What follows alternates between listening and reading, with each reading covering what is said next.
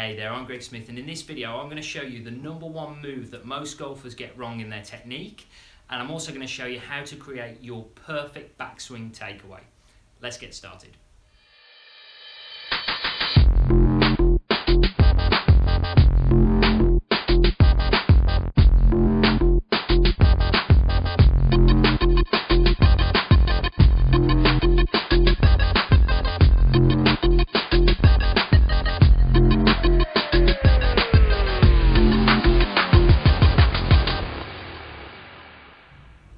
Okay, so the takeaway in the backswing is quite a funny one, really.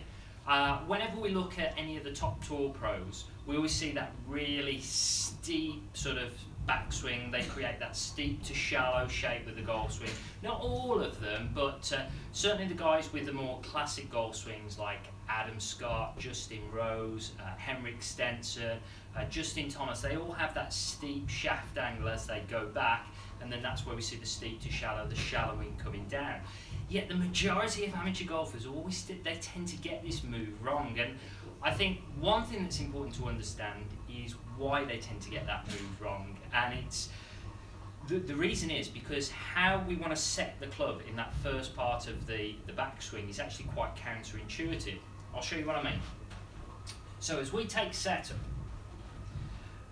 when we talk about the golf swing and the backswing, we talk about how the body rotates, and it's very much a rotational movement, albeit we're working on a slightly tilted axis because the pelvis is tilted forward, so it's a tilted turn, but it's a turn nevertheless. And what most golfers struggle to separate is when they create this turn, they also turn the arms. So the arms, and the forearms in particular, rotate.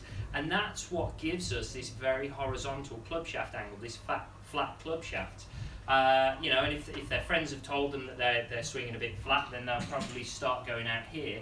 But we still see the rotation of the forearms. So no matter what they try and do, the forearms rotate and the club shaft goes flat. And the reason is they struggle to separate the motion of the arms from the motion of the body. So they want to rotate the arms as the body rotates. So if I was to demonstrate how the arm should work in relation to the body, I can do a really simple demonstration of this, and I'd say it's easy. We go like this.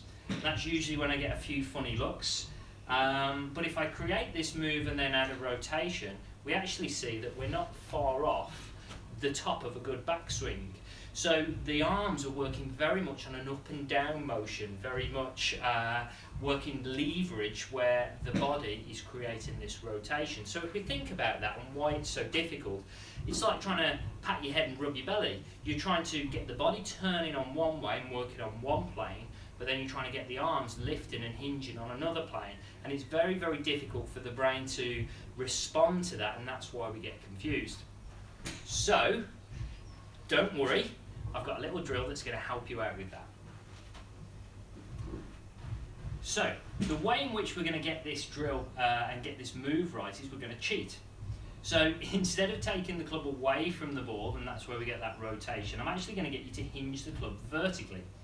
And then from there, we're going to imagine that there's a pane of glass that's above our hands, so we can't create any lift here just yet. All we're going to do from there is just rotate.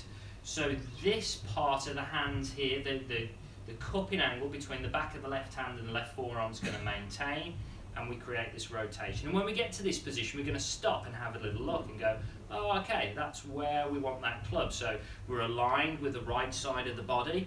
The shaft is pointing midway between the ball and the feet, and square position. So what we can do from there is back to setup, and then we're going to very, very slowly move away from the ball and try and recreate that position. So the key to that move is slowly. So we're using the drill initially to set the position, and then from the ball we're going super, super slow to try and match it. Now the speed of this is absolutely critical, because if you go too fast, you won't know whether you've done it or not. So you need to go very, very slow to hit this position, and then when you can do it time and time again, then you can start to speed it up. So let's see if that little drill's helping. Let's see if I can get a good backswing line.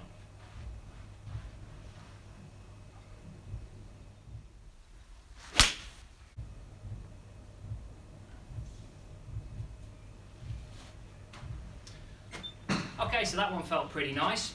So use this drill to help improve your takeaway. When you get the takeaway right, it makes it easier to get the other positions of the golf swing correct.